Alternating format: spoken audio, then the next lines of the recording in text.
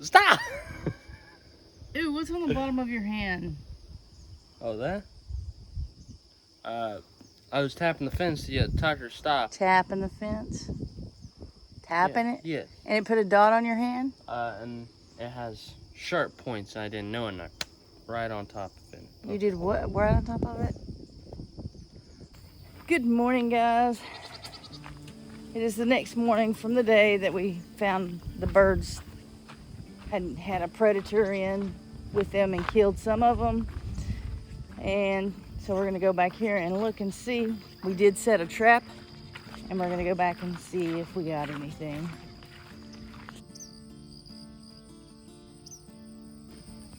So obviously there's nothing in here, and they did get what they could of the bait.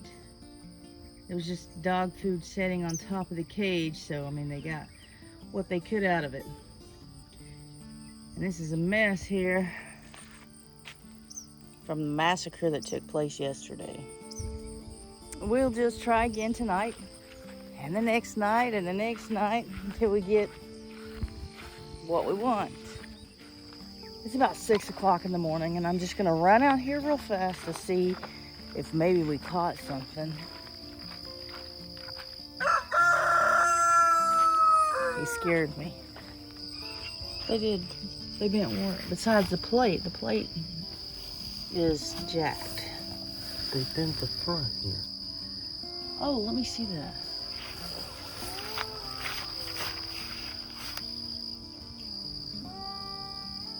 Wow. Whatever got caught. See if you can open it, and let's see how bad it is.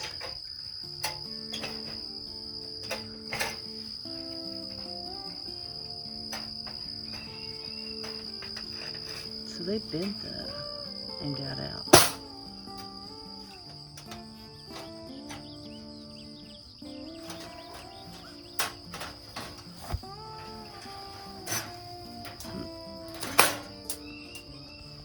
Yeah, he bent this too.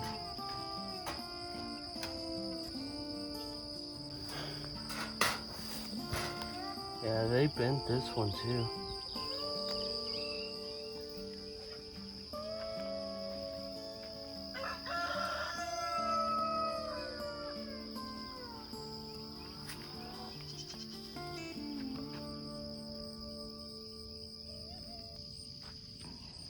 No, they didn't even take the bait, so it doesn't look like they've been here, or it's been here.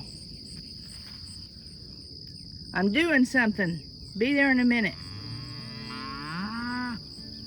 I don't know if I've shown you guys the cows lately, what we've done.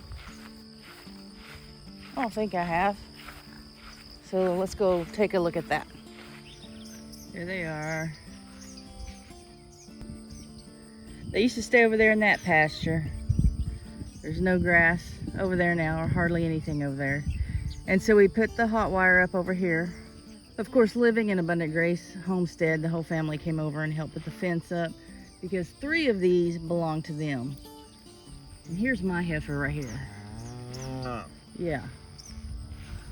She has already eaten.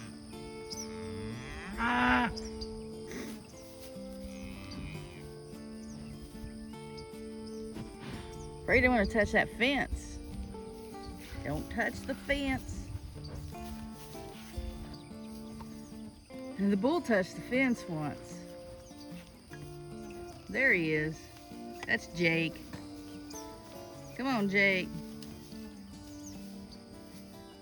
He's a good boy.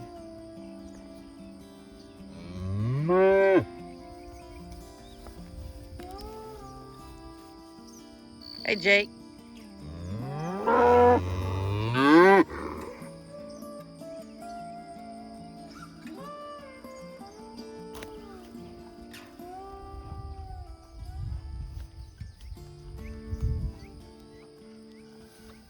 It is so dry here in Oklahoma. It hasn't rained. We got just a little bit of rain. Is that right? We got just a little bit of rain probably about a week ago, and it rained for 3 minutes, 4 minutes, something like that. But besides that, We haven't had rain since sometime in the beginning of June. It's rained all around us. It's rained 2 miles down the road, and it's sprinkled here and there. But here where I am, we haven't had hardly anything at all. And then my brother owns land about a mile and a half down the road that way, and he has had even less than, I don't think it's even sprinkled over there.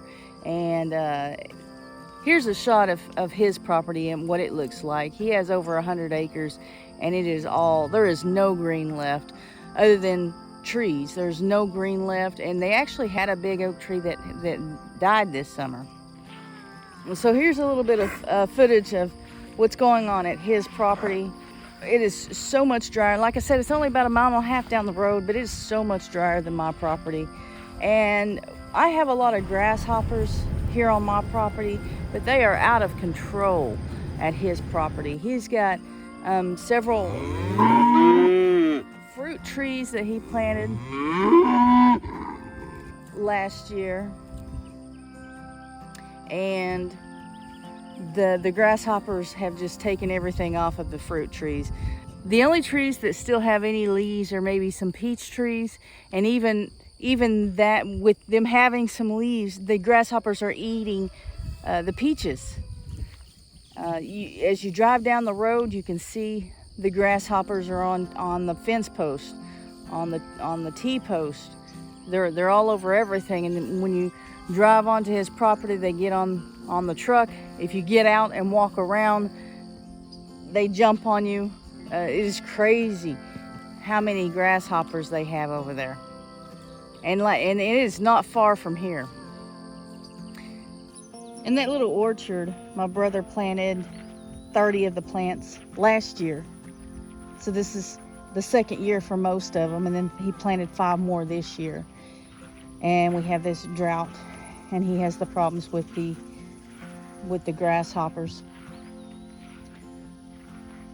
And we'll just have to wait and see how many survive, because not only are they eating the leaves off of the trees, but they're actually eating the bark off the trees. They'll eat the top part of the trees off. The tips of the trees, they're eating off completely. It's not only the drought that's a problem, it's the extreme heat, the high temperatures for several days in a row.